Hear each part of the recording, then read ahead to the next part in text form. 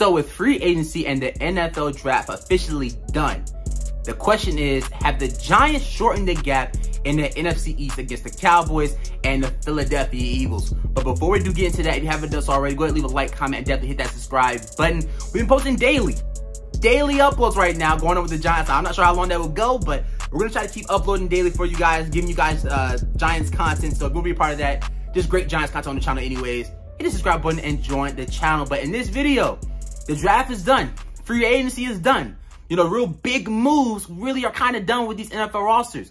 Right now, my question is, have the Giants shortened the gap, with the Eagles and the Dallas Cowboys? And I'm going to start in the division. I got to start the bottom with the Commanders. I just think the Commanders right now are kind of they're a question mark. They don't know if their quarterback Sam Howell is the real deal. He's a question mark right now. They did go out and sign Jacoby Brissett, but they're looking at Sam Howell. Their season is banking on Sam Howell and seeing how he develops in his second year. I think the Giants are better than the Commanders. I do. Daniel Jones, when he plays them, has great games, and the Giants just recently have had success against the Washington Commanders. I'm not really worried about them. They're a sleeper team, I guess you could say. They do have pieces on that roster, but I'm not really worried about the Commanders in the NFC East as of right now. I'm not really worried about them. Then you look at Dallas. The Giants have closed the gap with Dallas. I think they did. I'm looking at the Giants right now. I'm looking at Daniel Jones. The season that Daniel Jones is coming off of, he had a great year. He had a great year. Great. Don't get me wrong. He was one of our best players on the freaking roster. Definitely shut up the haters last season.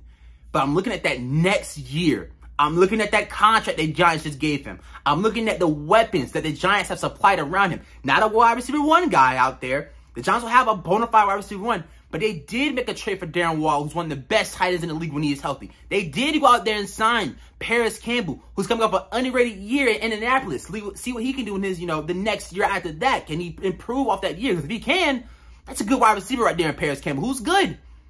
Then you look at the draft. They drafted Jalen Hyatt, a guy who can catch those long bombs for you. They just added John Michael Schmitz, plug-and-play center, projected to be possibly a Pro Bowler at the next level. Who knows? We'll soon find out on him. Then you're looking at Evan Neal. The season is going to really, dictate off of what these guys do in their next years, in the next season. Evan Neal's coming off a horrible rookie year. But you're the 7th overall draft pick in the 2022 NFL draft. We need you to play like that the next year. We're expecting big things out of Evan Neal. That automatically is going to help the offensive line work out. You're looking at Kayvon Thibodeau on defense. Showed us flashes. He showed us what he can be in that Sunday Night Football game, in the game of the year for the Giants versus the Commanders at FedEx Field. We saw what he can be.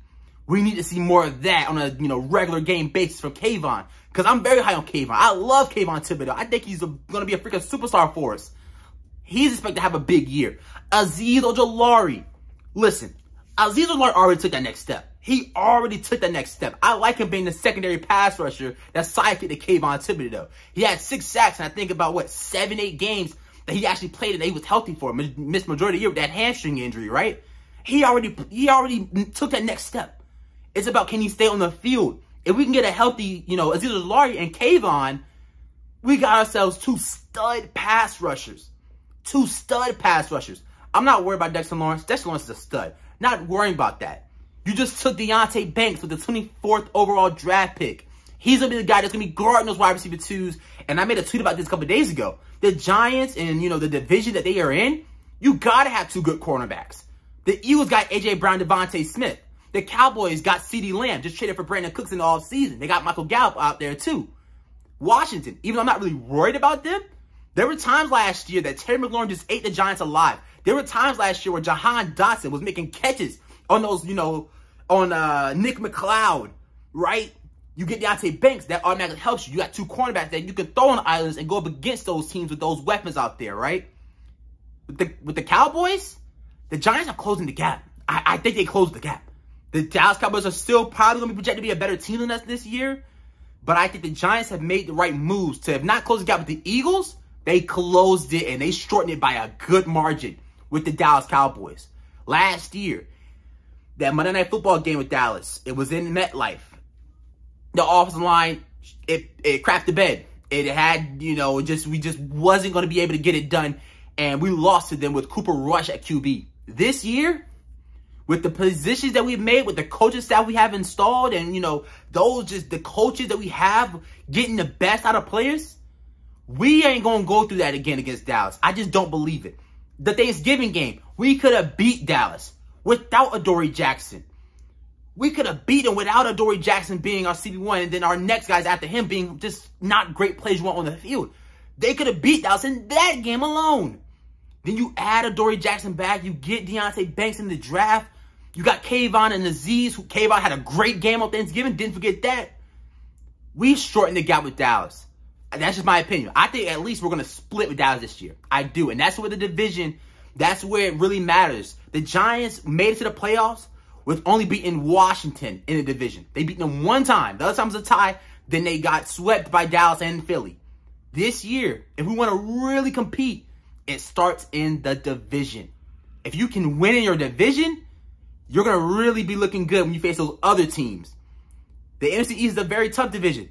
So the team that comes out with the most wins out of the division really helps themselves make it to the playoffs and be the NFC East champions at the end of the season. So then, let's go to Philly. Let's go to Philadelphia. Philadelphia's coming off a great draft. Like an A+ draft. I got to admit it. As much as I love the Giants draft that they had, I'm not going to take none away from it. Worrying about the other team. Philadelphia had a great draft. They got Jalen Carter, who's arguably the best player in the draft. You could argue it. They got Nolan Smith, who a lot of people were high on. A lot of Giants fans were high on, possibly taking him in the first round with the 25th overall draft pick. You look at their, their free agency. They also traded, during the draft for DeAndre Swift. Their running back room is loaded. DeAndre Swift, Rashad Penny. You got Boston Scott, right? I'm pretty sure I'm missing somebody else. I don't know. Kenneth Gainwell, right? The gap is still kind of wide right there with Philly. The Giants aren't there yet to say, hey, we can beat Philly. I expect a battle, though. Last year in that first, Eagles game in MetLife with the Giants, you saw the talents gap. You saw the talents difference. The Giants looked like they didn't have no business being on the field with them. And the Eagles still have probably the best roster in football. They are still Super Bowl contenders, and they might just be Super Bowl favorites in the division. But I'm expecting a battle. I'm expecting a battle. Last year, in that first game, the second game really didn't matter. It was the last game of the season. The Giants are already locked in a playoff spot. Last year, in that first game, you just saw that the Eagles were the superior team by a long shot, by a freaking mile. This year, I'm expecting a battle from the Giants in both games. In both. Not saying we're going to win, but I'm expecting a freaking battle. So, as of right now, I think the Giants can, if they can't get that first, that first place in the NFC East, they can damn sure get the second above the Cowboys. I really do believe that. The Cowboys don't scare me, man. They don't scare me. After the addition that the Giants made, they don't scare me. Leave your comments down below in the comment section. Do you think the Giants are a team that can win the division? Or do you think, like me, as of right now, the Giants are the second best team in the division ahead of the Cowboys? Because I really do believe that. It's arguable. I really do believe it.